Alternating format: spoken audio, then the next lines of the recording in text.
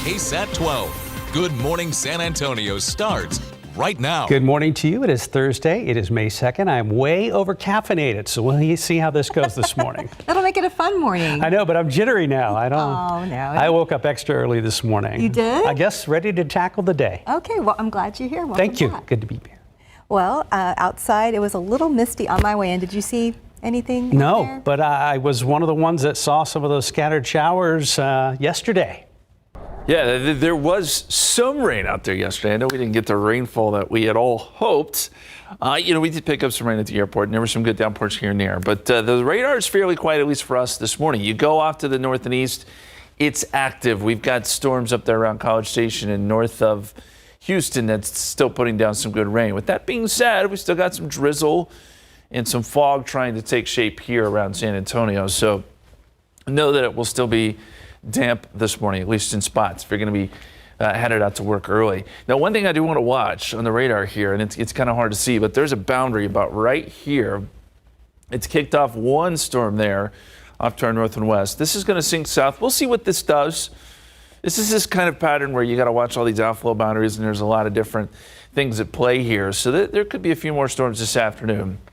So if you didn't get rain yesterday, there's still a little bit of hope.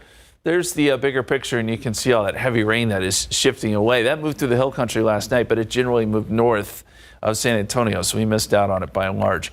KSAT 12-hour forecast. We'll keep it cloudy this morning. Some fog, some drizzle. Temperatures in the 70s, a 30% chance at noontime. And that's what we'll put in the forecast this afternoon, about a 30% chance of a shower or storm. Temperatures make their way up to around 83 or so. And your weather headlines. Rainfall. We're going to take a look at those numbers. Who got the good rain? And yes, more isolated storms today and tomorrow before things dry out. And then 90s in the forecast next week. It's going to heat up in a big way. Let's check in with RJ now. Are there any wet roads you're seeing out there on Transguide? Yeah, Justin, seeing just a little bit of mist and drizzle out there from some of our cameras, especially in the far north side parts of town. By the way, not looking forward to those 90s in the forecast, but let's check out some of the roads right now.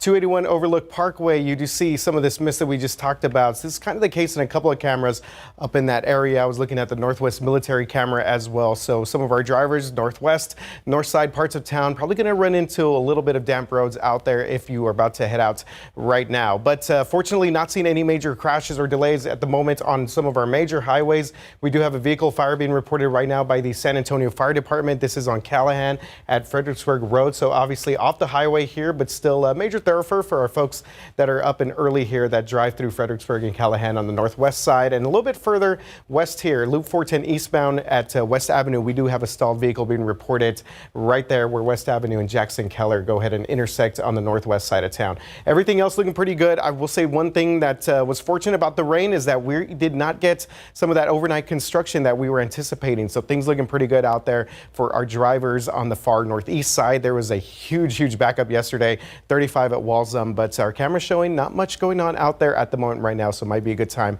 if you need to step outside. Just be safe if you are about to do so. Mark and Stephanie, back to you guys. Thank you, RJ. Well, now to a story that is our top trending story overnight on KSAT.com, and it's getting a lot of viewer response. So video obtained by KSAT 12 shows a Texas state trooper shooting and killing a man in Converse. The Texas Rangers are now assisting with that investigation of the incident that happened on Monday. Now, the interest of being totally transparent, we want to let you know that KSAT paid a witness to use this video, which is something we don't normally do. KSAT decided this video is important for you to see. DPS says a trooper shot 37-year-old Luis Navarro after an attempt to tase him did not work. And that's after investigators say Navarro led the trooper on a high-speed chase after failing to pull over. The woman who recorded that video says she was almost hit during the incident. I was in the right lane of 1604, and all of a sudden this van was swerving around me. He almost hit me. And I thought, what is this guy doing? The video does not show if Navarro had a weapon. We asked DPS about that, but a spokesperson says the agency is not sharing more information about this incident. When asked for an interview, DPS declined our request. KSAT has also asked DPS for a copy of the body camera video. That investigation is ongoing. Now, many of you have commented on this story on our website, KSAT.com. One comment reads, when someone flees a traffic stop, goes over 100 miles per hour, gets tased, and still comes after you, it is reasonable to feel like your life is in danger.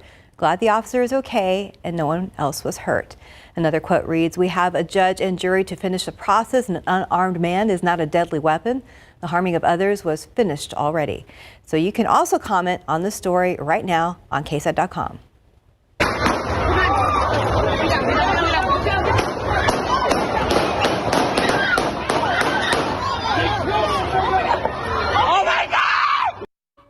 Following that recent shooting at Market Square here in San Antonio, many people are still asking, what will San Antonio police do to increase safety measures at next year's Fiesta? Our Dylan Collier visited with San Antonio Police Chief William McManus and asked him that. As we get closer to Fiesta next year, the one thing that we can probably guarantee is that there'll be a fencing around the entire Market Square area, and access will be controlled. Controlling it to screen for weapons coming in. Officers shot and killed 18-year-old Mikey Valdez after they say they saw him shoot at 20-year-old Albert Cisneros Jr. As it turns out, Valdez had a criminal history and had recently been released on bond in 3 charges. Back on April 10th, he was arrested in connection with a string of vehicle burglaries. Police now confirm at the time of his death, Valdez also had 5 pending warrants, most of them for felony offenses, including possessing a machine gun. This morning, there's a growing push to prioritize conversations about mental health in our area. It comes as the Bexar County medical examiner confirmed a young mother died by suicide. And investigators believe Savannah Krieger shot her 3-year-old son before taking her own life. As our Avery Everett explains, mental health advocates are asking everyone to look out for each other. We're talking about murder-suicides. We always know that it's a risk. And in this instance, a little boy lost his life in addition to it. A tragic case, now raising concerns about mental health across Bexar County. To those that are hesitant to call for a welfare check, I don't think there's any reason that you should ever be hesitant. Always call.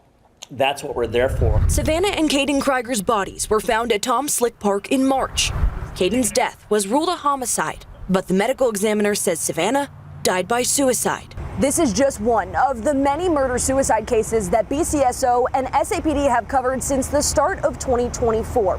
Think about the house fire on the southeast side where 4 people were found dead and it was ruled a murder-suicide. Or even the attempted murder-suicide on the northeast side where 1 man was found dead and a woman was rushed to the hospital in critical condition.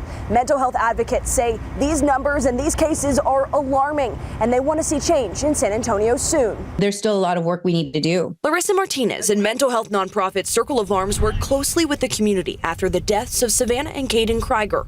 She says people across San Antonio need to start checking in on one another. What are ways that we can come together as a community?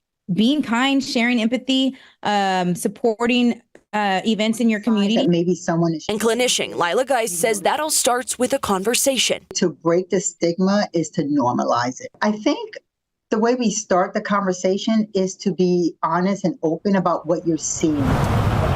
Nothing will change what happened to Savannah and Caden Krieger. But with more conversations, these advocates hope to change the outcome for someone else. We have a breakdown of mental health and domestic violence resources available in Bexar County on KSAT.com. Avery Everett, KSAT 12 News. In other news this morning, Arizona's governor is poised to sign a bill today repealing the state's ban of nearly all abortions. The effort to repeal the ban won final legislative approval Wednesday as 2 GOP lawmakers joined with Democrats. The governor claims the repeal is just the beginning of a fight to protect what she calls reproductive health care in Arizona.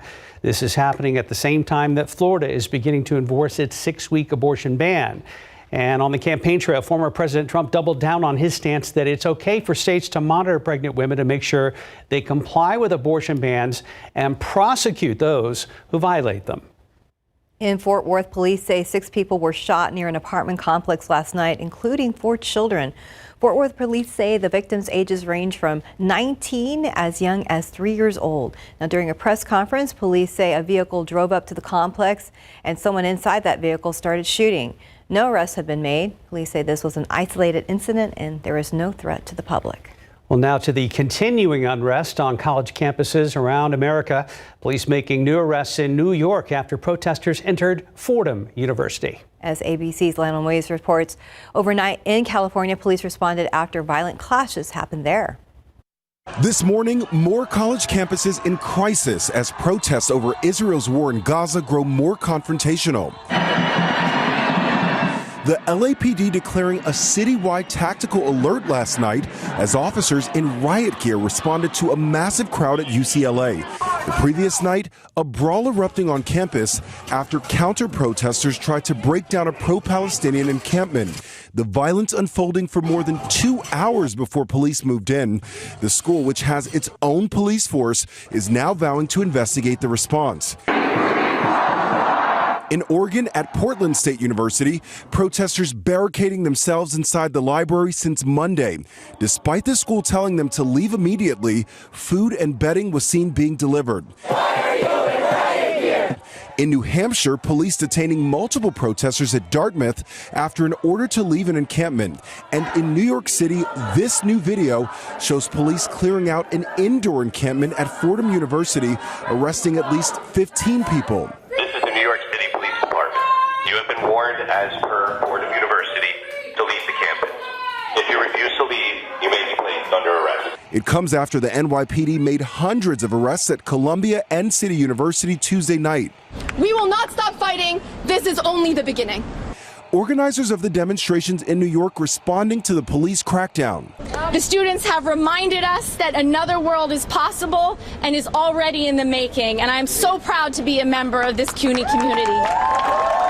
In the last 2 weeks, more than 1,600 people have been arrested at 30 schools across the country. In many cases, so-called outside agitators are blamed for stoking student protests. Lionel Moyes, ABC News, New York. Time now is 5:12 and 74 degrees for now. Just ahead on GMSA, how Ring is making it easier to see people who approach your home, especially when you're not there. And many couples are complaining that the prices of some popular weight loss prescriptions like Ozempic and Wegovy are just too high. Up next, the creator of those drugs explains why people have to pay so much. Quite a few of us missed out on showers and storms yesterday, but they were pretty strong north of here and northeast of San Antonio. I mean, downright wicked in some spots. But this morning we are seeing some drizzle and mist depending on where you are. Justin is in for Mike, and we'll check with him in a few minutes. Welcome back. It's 5:15. Well, the maker of the popular weight loss drugs Ozempic and Wegovy talking about why prices are so high. ABC's Rihanna Nally has the details in today's GMA First Look.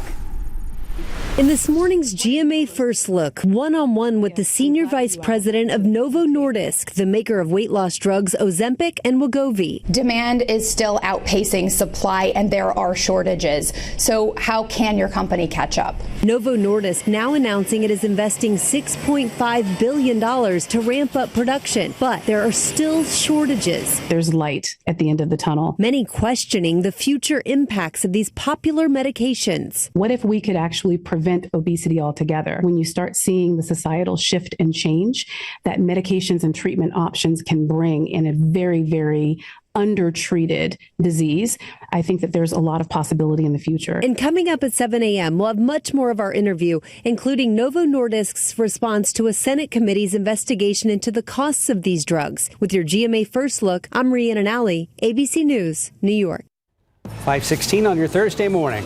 Look out there with TransGuide. We see a little bit of mist out there in some of those cameras. Here's a shot there of 281 at Overlook Parkway where it appears things are moving, but we're going to get a check in with RJ very soon. Some people just know that the best rate for you is a rate based on you with Allstate, because there's a right way to... Stop!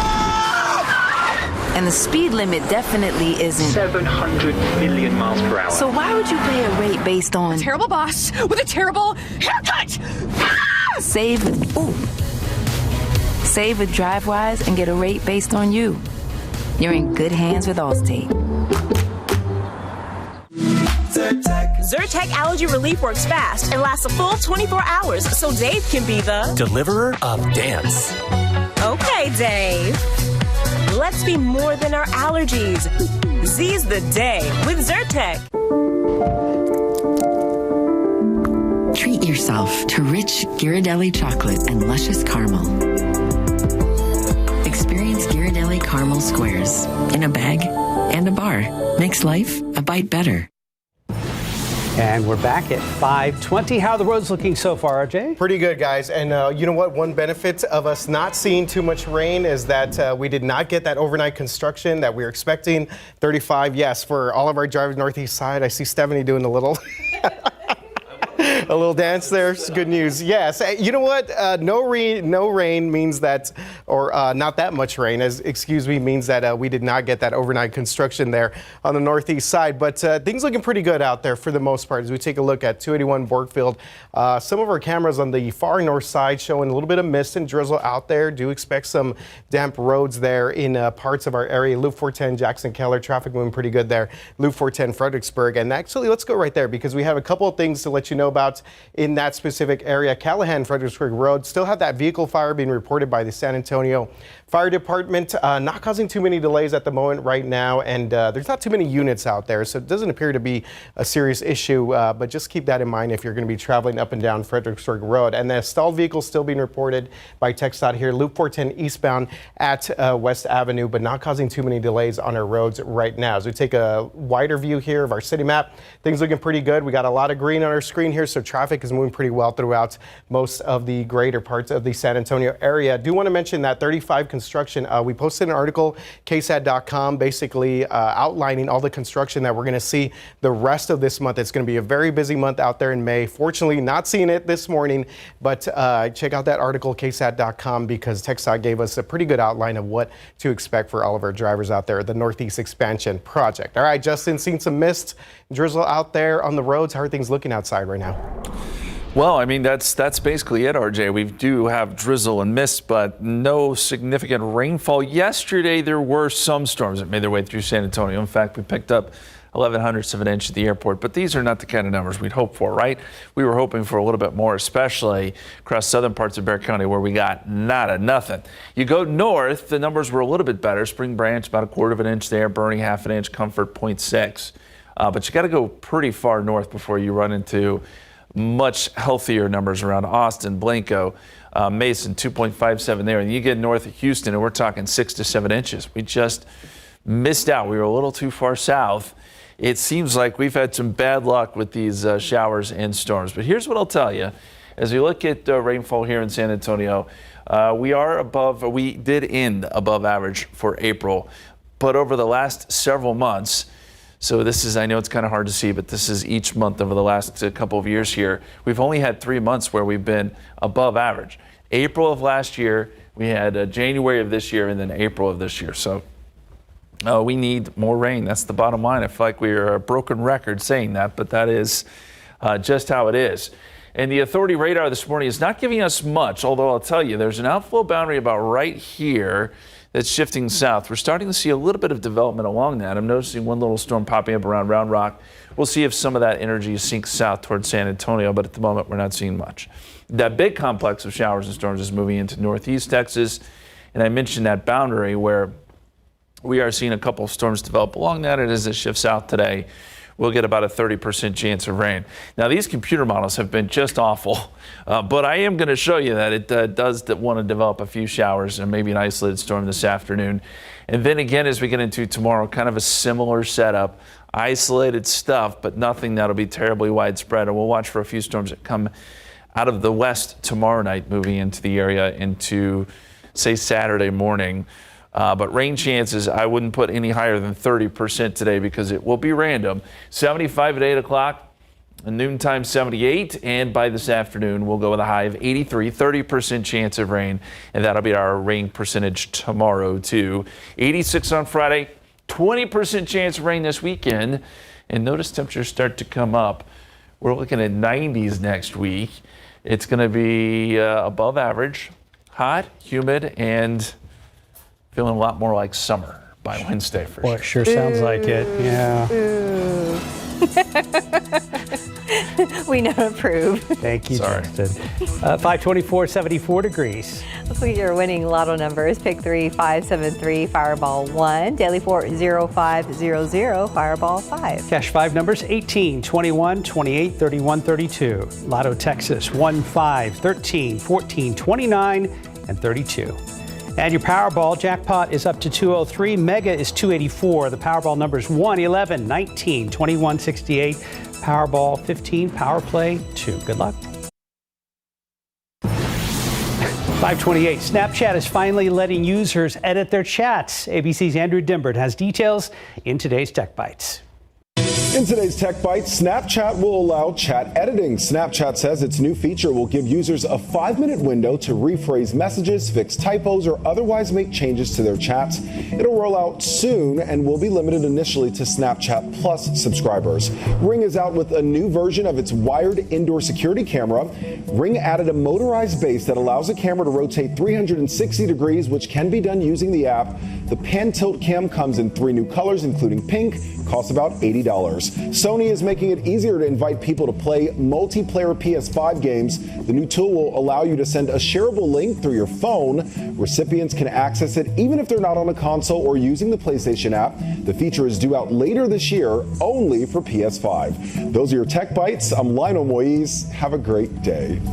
Thanks, Lionel, not Andrew. 529, 74 degrees. Well, getting angry can be pretty easy to do these days, especially, yes, here, with San Antonio traffic and just everyday stress. Just ahead, why your heart doesn't really like it when you get angry, Mark, especially for a long time. Good morning to you. It is Thursday, May 2nd. Thanks for joining us. We hope maybe you got a little bit of rain. I saw some, not too much, but I was just telling Justin that the weather app came in really handy because I wanted to get out there and not run into the rain, and it worked out. Success stories. I love this. Yeah. Yeah, there was a little drizzle yesterday where some people saw some quick, heavy rain, but as we've been saying, it wasn't as much as we'd hoped for. Still, molds are high, 1,090. Now, this is yesterday's count. We'll see where we end up today, but I suspect we'll still see some high mold counts because of yesterday's rainfall. Pine, grass, pecan, all low. That's the latest pollen count. And as we look at the authority radar this morning, not a lot to look at here, but I will point out that we're starting to see some storms up there around Round Rock along I-35. There is a little bit of a boundary right about here that stretches from Round Rock over to roughly Fredericksburg, and that is moving south. So we'll see what that does as far as kicking up any showers or storms. It probably will allow for some isolated activity even as we get into the afternoon. So we're going to keep it a 30% chance of rain. Now, as far as fog is concerned, not much yet. We are starting to see visibilities come down in places like New Braunfels and Kerrville. We may see that happen a little bit. Get a little bit worse before it gets better this morning. We'll certainly keep an eye on it, but here in San Antonio, no problems other than a little bit of patchy drizzle. Our forecast does call for small chance of drizzle or light mist this morning. Noontime, 78, 30% chance of rain, and then we added some small thunderstorm chances this afternoon. 83 is your high. We'll have another chance for some storms tomorrow before things start to dry out some. Let's get over to RJ now and check in on the roads. There are some wet roads, so are we having any issues yet? No, Justin. Fortunately, no major issues right now if you're about to step outside and hit the roads as we take a look at some of our TransGuide cameras. Now, some of these cameras are showing some mist and some drizzle out there. This is one of them out there on the far north side, 281 Bulverde, 281 Overlook Parkway. You do see that actually right there on the camera lens itself, 281 Wilderness Oaks. So our folks at TransGuide showing us some of the activity out there on the far north side. Let's show you the citywide map right now because as you can see, no major delays or incidents right now. TxDOT's actually reporting now a stalled vehicle 1604 Pat Booker Road, but not appearing to be causing any major delays, and there is not any overnight construction in that area as well because they were anticipating a little bit of severe weather there. So fortunately for our drivers on the northeast side, we are not seeing that. Still have the vehicle fire being reported, San Antonio Fire Department, Callahan at Fredericksburg Road, and a stalled vehicle on the northwest side here at Loop 410 eastbound West Avenue. So just a little bit of activity for our drivers on the near northwest side around the Loop 10 Castle Hills, Balcones Heights area. But for the most part, everything is looking pretty good. We will continue to keep an eye on the roads and give you the latest as it becomes available. Mark and Stephanie, back to you guys. Thank you, RJ. A former San Antonio police officer charged with shooting Eric Cantu will go to trial this year. James Brennan's trial is scheduled to begin on November 12th. Now, body camera videos show that Brennan opened the door to Cantu's car. The officer fired multiple shots seconds later as Cantu drove off. San Antonio Police Department says that Brennan recognized Cantu's car from an evading arrest case on the previous day. The judge is also expected to rule on prosecutors' request for Brennan's psychological evaluation. The city is fighting that because it is part of his personal file.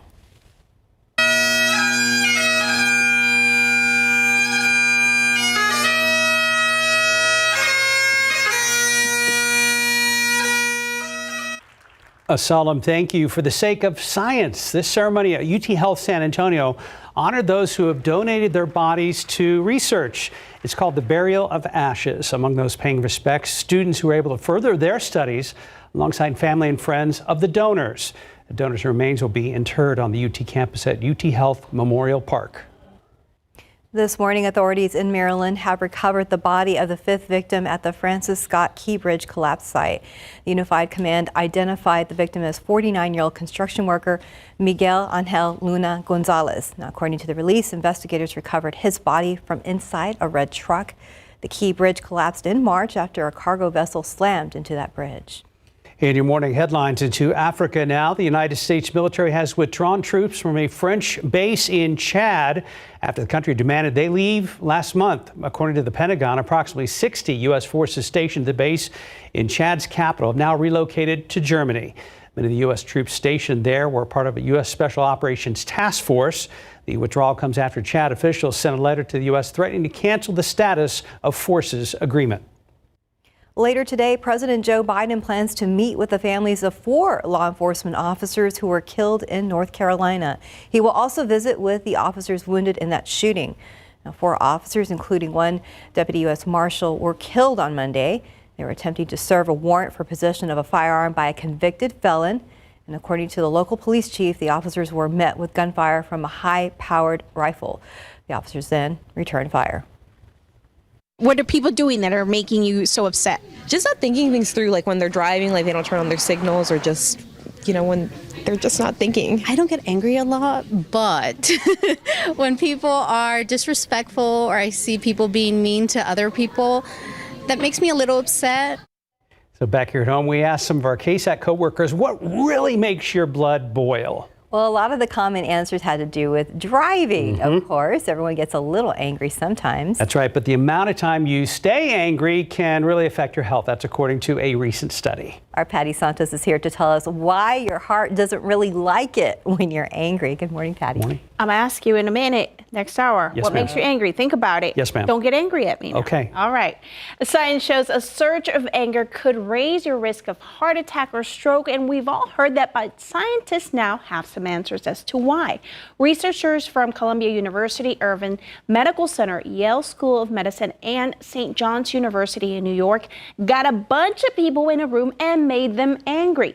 They brought up past experiences that made them upset, and they watched how their body reacted. The study showed that bouts of anger impacted the heart because of how it impaired blood vessel function and the buildup of fat in arteries. Now, researchers say anger could raise long-term risk for heart disease.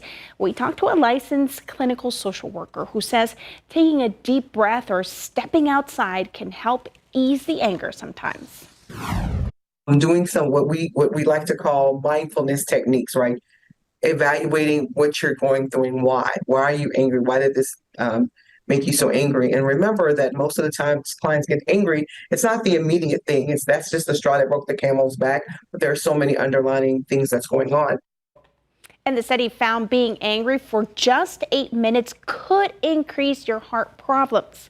Now, coming up in the next hour, we're going to take a look at that study a little closer and why anxiety and sadness did not trigger the same changes in your heart health. Guys?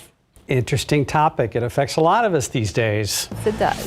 Thank you, Patty. 539, 74 degrees. Well, don't go anywhere. If you do, you won't get to meet this precious little pet from the San Antonio Humane Society. Back outside with live cam. I grab an umbrella just in case. We've seen some sprinkles on some of the camera lenses around the metro area early this morning, but things look pretty good right there in that one shot at 539. We'll be back.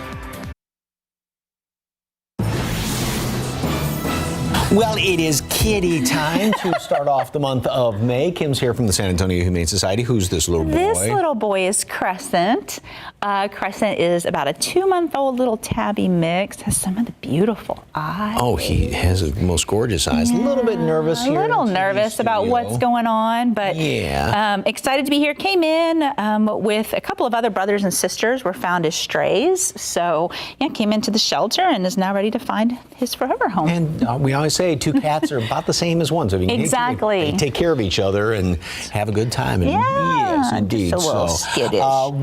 So I brought breakfast. This is not breakfast for me, I don't think. Well, I've never tried this with milk. I don't know. You can try it. So our fosters are needing kitten food. So the wet and the dry kitten food. So you can pick that up at your local grocery store when you go to the store, or you can check it out on our Amazon wish list. It helps our fosters, so we're just in a little bit of a need for that, as well as heating pads. Okay. So if you're getting rid of your old heating pads, bring them by the shelter. We'll take them. Okay. And you can also get those on. You can also get those on our Amazon wish list along with other items. But yeah, our hot items are those. You know, and the thing is, because with fosters, they give fosters everything they need. We do. All the everything, all the supplies, everything. So you don't have to supply anything. So we'll give it right to you. Okay. Come foster. So again, you can either stop by when you go to the grocery store, pick up a bag, or just a couple of clicks and it goes right to them. Exactly. Thanks to the Amazon wish. Here, I'll put it over there like that on that camera. So the 2 kitties. If you'd like more information on maybe how you can foster, how the kids can volunteer, all sorts of opportunities, 4804 Fredericksburg Road. Give them a call, 226-7461 or sahumane.org. Thank you, dear. Thank you. Cute kitty. Yeah. 5:44 right now. Thanks for being with us this morning here on GMSA. Look out there with TransGuide. You can see some of those cameras. Clearly, it's misting, and some cameras you don't see a whole lot. Here's a look at 281, and now a look at Loop 410 and Blanco Road, where things are moving. So that is good news so far, but we'll have a check-in with RJ very soon. All right, 5:48 right now. Hopefully you guys are having a good Wednesday morning so far. So taking a look outside with TransGuide traffic cameras, and traffic starting to get to a little bit busier out there, but good news, we're not seeing too many major delays or accidents on the roadways right now. I-37 Pecan Valley, I-37 to Alamo Dome there as well. And I believe I said it was Wednesday. It's actually Thursday morning. Okay, Fiesta kind of threw me off there. I-37 South Cross, traffic moving pretty good both directions. Same situation there at Hackberry as well. As we take a look at our city map, the only thing to let you guys know about is a Loop 1604 westbound Pat Booker Road. We are seeing a stalled vehicle here. Traffic kind of backing things up to the Kitty Hawk area right there for all of our folks in the Universal City area that are going to be hitting up Pat Booker Road, getting up to 1604 west. Might run into some delays in that area. All right, let's get into it right now, because we are going to have some major construction going on the far northwest side again.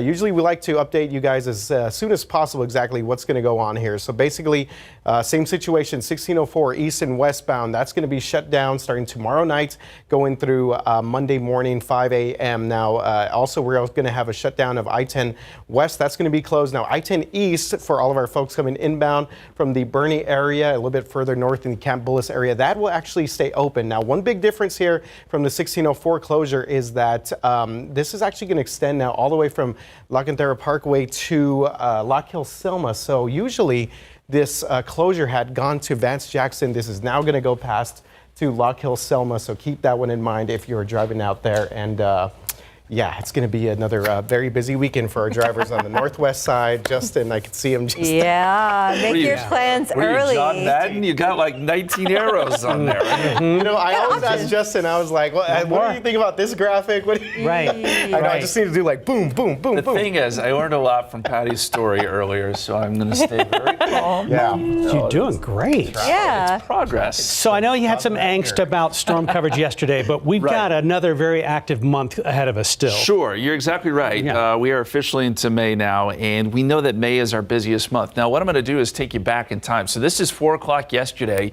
We did get some rain around the area, and this is a shower storm that passed by, gave us a quick downpour here in San Antonio, and you look at the time lapse here, we had some waves of rain, but as of overnight, we haven't seen much more. It's just been a little bit of drizzle and mist this morning as we get to real time here.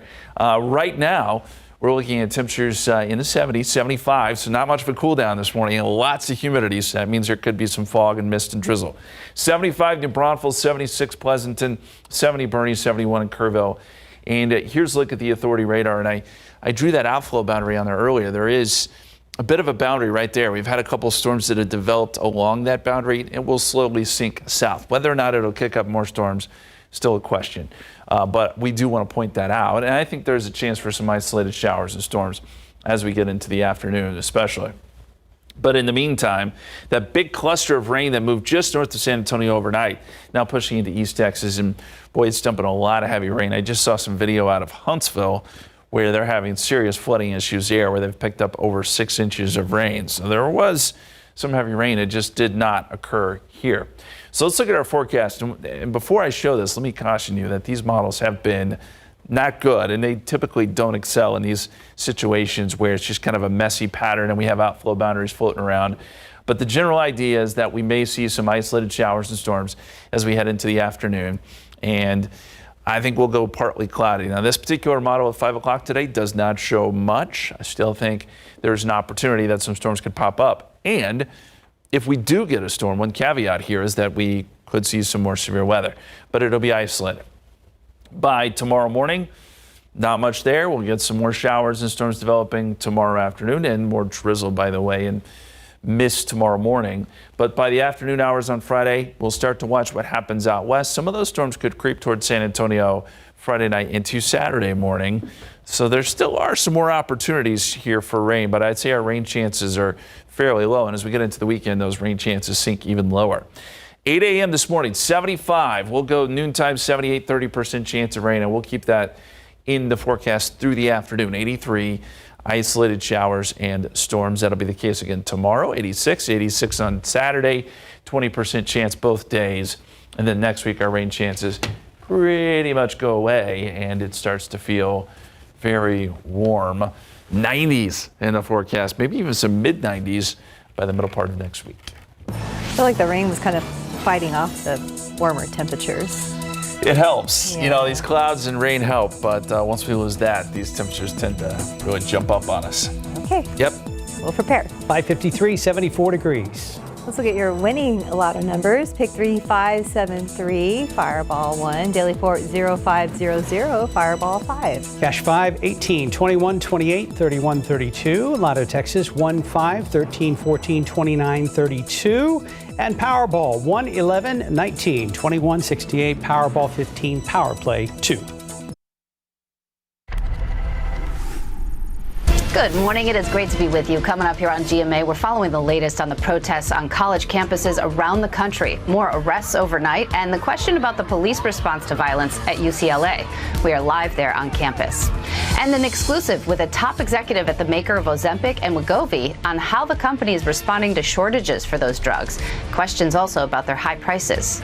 And we are rising and shining in Atlanta this morning. Plus, we also have a crew in Philly with a superfan surprise for some 76ers diehards. And then Brooke Shields here live. Don't miss it all on GMA. KSAT is changing over to Next Gen TV on Monday, May 6th. If you watch us or want to watch us using an antenna, you'll have to rescan your TV to see KSAT once we make the switch. We're planning to do that on Monday at 2 p.m. If you have Next Gen TV questions, scan the QR code. It'll take you to a section of our website dedicated to all that you need to know. Hey, get your tickets now for the first ever Texas Eats Food Festival. It'll be May 11th at Smoke Barbecue. 20 local chefs will be out there with food for you to sample. The event benefits the San Antonio Food Bank. Just scan this QR code for tickets or go to TexasEatsTV.com for more information. And join us today on GMSA at 9 for a preview live of what we can expect at that food festival. David Elder will be live at Jerk Shack and they're going to reveal one of the food items that will be featured at the food festival. That's coming up at 9. Can't wait. Right now, let's take a look at TransGuide right now as you head out the door. We've seen some drizzle on some of the cameras around town right now. Doesn't look too damp there. That last shot at I-37, maybe a little bit more moisture at 281 at Bulverde, and you see it kind of hanging in there at 281 at Overlook Parkway.